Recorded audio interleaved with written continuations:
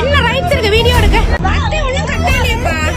பிள்ளை சாப்பிட வச்சிருக்கீங்க கொஞ்சம் போறோம் கொஞ்சம் பாரு விட்டுட்டாங்க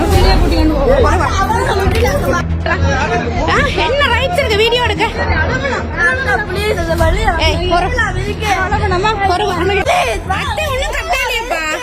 பிள்ளை சாப்பிட வச்சிருக்கீங்க கொஞ்சம் போறோம் கொஞ்சம் பாரு விட்டுட்டாங்க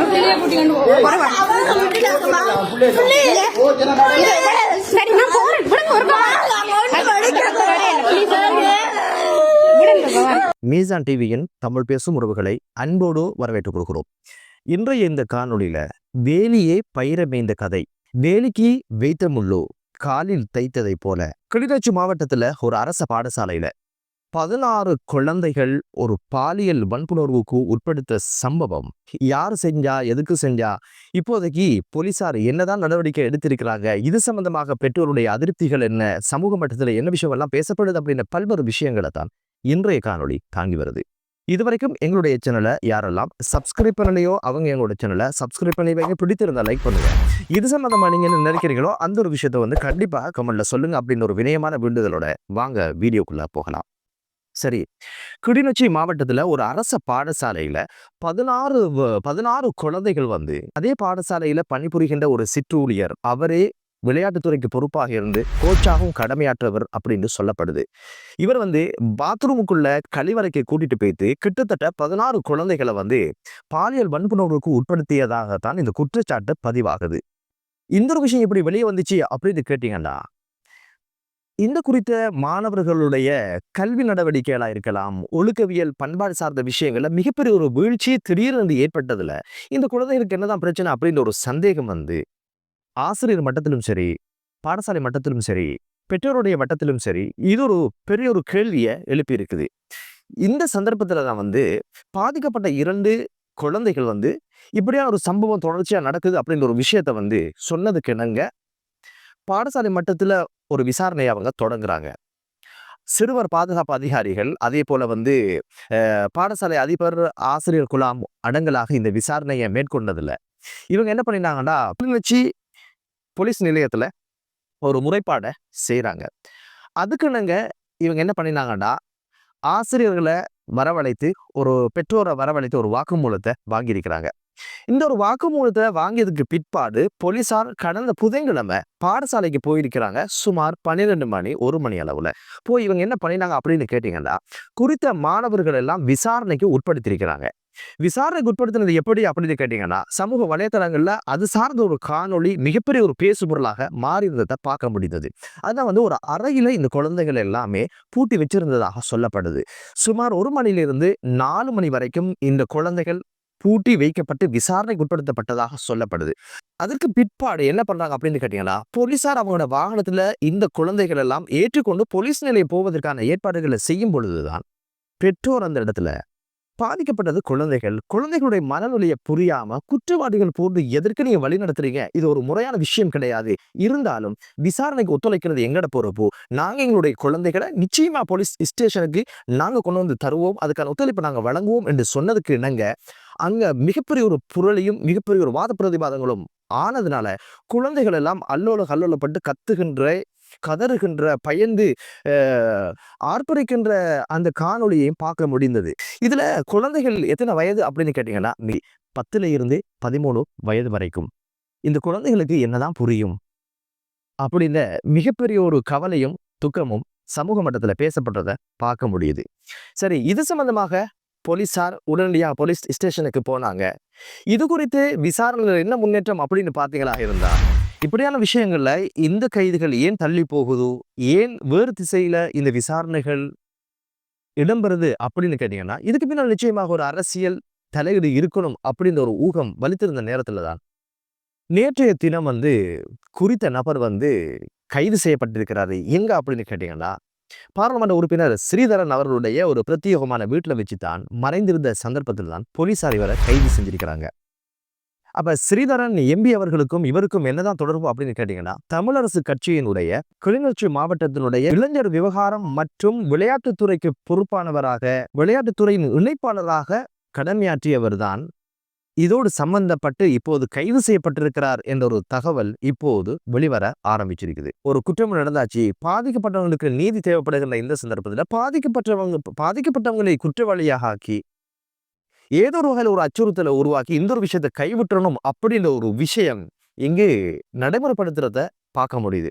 இங்க பாதிக்கப்பட்டது எமது நாட்டினுடைய சொத்துக்கள், எமது நாட்டினுடைய வளங்கள்.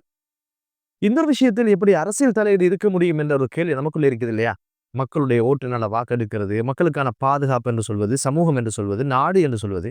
ஆனால் தமக்கு ஒப்புக்குரியவங்க யாராவது ஒரு பிரச்சனையில சம்பந்தப்பட்டா அவங்கள காக்கிற ஒரு பணியைத்தான் இந்த அரசியல்வாதிகள் காலகாலம் செஞ்சு வரதை பார்க்க முடியுது. பாடசாலை என்பது எவ்வளவு புனிதமானது. வகுப்பறையும் கருவறையும் ஒன்றாக பார்க்கப்படுகின்ற இந்த சூழல்ல துஷ்பிரயோகம் என்பது என்ன, குழந்தைகளுக்கு எதிரான வன்முறைகள் என்ன, இதுல உங்களை தற்காத்துக் கொள்வது எப்படின்னு ஒரு விஷயங்களை போதிக்க வேண்டிய ஒரு ஆசான், ஒரு ஆசிரியர் சமூகத்தில இருந்து இப்படியான ஒரு விஷயம் நடந்தது என்பது மிகப்பெரிய ஒரு அவலமாக பார்க்கப்படுது. உண்மையில இது போன்ற விஷயங்களை செய்யறவங்க எப்படி துணிவோடு செய்யறாங்க அப்படின்னு ஒரு விஷயம் யோசிக்கவே முடியாமல் இருக்குது. எனவே அதிபருடைய மிகப்பெரிய ஒரு பொறுப்பு தான் அனைத்து ஆசிரியர்களுடைய நடத்தைகள் குறித்து கரிசனை காட்ட வேண்டியது. பெரும்பாலும் குழந்தைகள் பயிற்சிக்காக செல்வது பெரும்பாலும் பாடசாலை முடிஞ்சதுக்கு பின்னால. இப்படியான ஒரு இடத்துக்கு இவங்க போறதாக இருந்தாலும் இவருடைய பாதுகாப்பு குறித்து அல்லது ஆக குறைஞ்ச இந்த ஆசிரியருடைய நடத்தை குறித்து என்ன நடக்குது என்ற ஒரு விஷயம் கண்டிப்பாக அவதானிக்கப்பட வேண்டிய ஒரு விஷயமாக இருந்தும் கூட ஏன் இந்த அதிபர் இந்த ஒரு விஷயத்துல கரிசனை காட்டல அப்படின்ற ஒரு விஷயம் நமக்கு தெரியுது. குழந்தைகள் சொல்லும் வரைக்கும் தானா இது கண்டுகொள்ளாமல் இருந்தது என்ற ஒரு விஷயம் நமக்கு தெரியுது. உண்மையிலே இந்த ஒரு விஷயம் மண்டையில் இருக்கிற ஆசிரியர் வளாகத்துக்குள்ள அவருடைய பார்வை எப்படி இருக்கும், அவருடைய நடத்தை எப்படி இருக்கும், இவருடைய சூழல் எப்படி இருக்கும், இவருடைய நடத்தைகள் எப்படி இருக்கின்ற பல்வேறு விஷயங்கள் கண்காணிக்கப்பட்டிருக்க வேணும். ஆனா இந்த இடத்துல இவர் பற்றிய இந்த விமர்சனங்களும் எப்படியான ஒரு கம்ப்ளைண்ட் அங்கே இருந்ததாகவும் இல்லை. இது பற்றி எந்த ஒரு விசாரணையும் உள்மட்டத்தில் நடந்ததாகவும் தெரியவில்லை. இந்த குழந்தைகள் சொல்லும் வரைக்கும் என்ற ஒரு விஷயம் அதிபருடைய பணி சரியாக நடந்தில்லை அப்படின்னு ஒரு விமர்சனத்தை இப்போது சமூக மட்டத்தில் வைக்கப்பட்டதை பார்க்க முடியுது. அடுத்த ஒரு விஷயம் போலீசார் நடந்து கொண்ட விதம் அந்த காணொலியை பார்க்கும்போது மிகப்பெரிய ஒரு கல்லனை பிடிக்கிற மாதிரி, மிகப்பெரிய ஒரு கொலையாளியை பிடிக்கிற மாதிரி, ஒரு கொலையாளியோடு நடந்து கொள்ற மாதிரியான ஒரு பாங்குல அந்த குழந்தைகள் விஷயத்தில் போலீசார் நடந்ததுதான் ரொம்ப ஆச்சரியமா இருக்குது. சிறுவர் துஷ்பிரயோகம் என்பது வெறுமே பாலியல் சார்ந்தது மட்டுமல்ல. குழந்தைகளை மிரட்டுறது, குழந்தைகளை அச்சுறுத்துறது, குழந்தைகள் அழுகின்ற விதத்துல அமையிறது, உளரீதியாக துன்புறுத்துறது, அச்சமூட்டுவதெல்லாம் துஷ்பிரயோகமா தான் பார்க்கப்படுது. பாலியல் துஷ்பிரயோகம் நடந்தது என்று விசாரிக்க போன இடத்திலேயே இந்த குழந்தைகள் அதுக்கு மேல உணவில்லாம பல மணி நேரம் பயத்தோடும் அச்சுறுத்தலோடும் ஒரு அறைக்குள்ள இருந்தது என்பது இது துஷ்பிரயோகத்தில் ஒரு உச்சமாகத்தான் இன்னைக்கு சமூக மட்டத்துல பார்க்கப்படுது. இந்த ஒரு ஈனச்செயல் அந்த குழந்தைகளை முடிஞ்சிற விஷயம் கிடையாது. அது ஒரு சமூக பிரச்சனையாக மாறும். இந்த குழந்தைகள் அதுக்கு பழகிட்டா, அதை பழக்கத்துல கொண்டுட்டா அதுக்கு பிறகு அவருடைய எதிர்காலம் என்ன ஆகுது, அவனோட ஒழுக்கவியங்கள் என்ன ஆகுது, இவருடைய எதிர்காலம் என்ன ஆகுது, கல்வியில எவ்வளவு துறை இவங்க கரிசனை காட்டுவாங்க, ஒழுக்க விழுமியங்கள்ல எவ்வளவு தாக்கத்தை ஏற்படுத்த போகுது அப்படின்ற ஒரு விஷயம் உண்மையிலே சற்று அவதானிக்க வேண்டிய, சீர்தூக்கி பார்க்க வேண்டிய ஒரு விஷயமாக பார்க்கப்படுது. இலங்கையை பொறுத்த வகையில 2014 இருந்து 2023 வரைக்கும் சிறுவர்களுக்கு எதிரான வன்முறைகள், சிறுவர்களுக்கு எதிரான துஷ்பிரயோகங்கள் அப்படின்னு பாத்தீங்கன்னா ஒரு சாதாரண கணக்கு கிடையாது. ஒரு அறிக்கை சொல்லுது 64,579 கேசஸ் சட்டப்படி பதிவு செய்யப்பட்டிருக்கிறதாக தகவல்கள் சொல்லுது. கொஞ்சம் யோசிச்சு பாருங்களேன். இந்த சிறுவர்கள் என்ன பாவம் பண்ணினாங்க? கல்வி வேணும்னு போனது தப்பா? கல்வி சூழல வாழணும்னு ஆசைப்பட்டது தப்பா? கஷ்டப்பட்டு அங்க வாங்கி இங்க வாங்கி குழந்தைகள் படிக்கணுங்கிறதுக்காக கடன்பட்டு இப்படி குழந்தைகளை பாடசாலைகள்ல சேர்த்து விட்டது தப்பா? இவங்க என்னத்தை கேட்டாங்க? கல்வியை ஒழுக்கத்தையும் கேட்டதற்கு இந்த ஆசிரியர்கள் கொடுக்கிற வெகுமதி இதுதான் அந்த மிகப்பெரிய ஒரு கேள்வி இருக்கு இல்லையா? எனவே இப்படியான சிறுவனுக்கு எதிரான துஷ்பிரயோகங்கள் குறையணுமாக இருந்தால் அதுக்கான சட்ட நடவடிக்கைகள் எடுத்து அதுக்கான தண்டனைகள் கூடிய சீக்கிரம் விரைவாக கொடுக்கப்பட்டால் மட்டுமே இந்த குழந்தைகளை பாதுகாக்க முடியும் என்பது எமது அபிப்பிராயம். ஒரு காலத்துல கடமையை மீறதுக்கு தான் பணம் கொடுக்க வேண்டியது, லஞ்சம் கொடுக்க வேண்டியது. ஆனா இன்னைக்கு கடமையை செய்யறதுக்கு லஞ்சம் கொடுக்க வேண்டிய சூழ்நிலை தான் உருவாகி இருக்குது. அதையும் தாண்டி அது ஆர்ப்பாட்டமாக மாறினாத்தான் கடமையை செய்வாங்க. ஒரு மீடியா இஷ்யூ ஆனாத்தான் கடமையை செய்வாங்க. இப்படியான ஒரு நிலை இருக்கும்போது குற்றவாளிகள் எப்படி தண்டனை பெறுவது, குற்றங்கள் எப்படி குறைவது? இங்க ஒரு வளர்ந்தவங்களுக்கு இடையில் நடக்கிற குற்றச்செயல்கள் வேறு, அப்பாவி குழந்தைகள், உலகம் தெரியாதவங்க, எதிர்காலத்துக்காக ஓடிக்கொண்டிருக்கிறவங்க, கள்ளங்கபடம் இல்லாத உள்ளங்கள், 16 குழந்தைகள் துஷ்பிரயோகமாக்கப்பட்டது.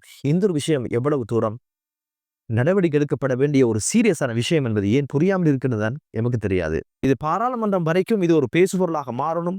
மீடியாக்கள்ல இந்த ஒரு விஷயம் இஷ்யூ ஆகணும்.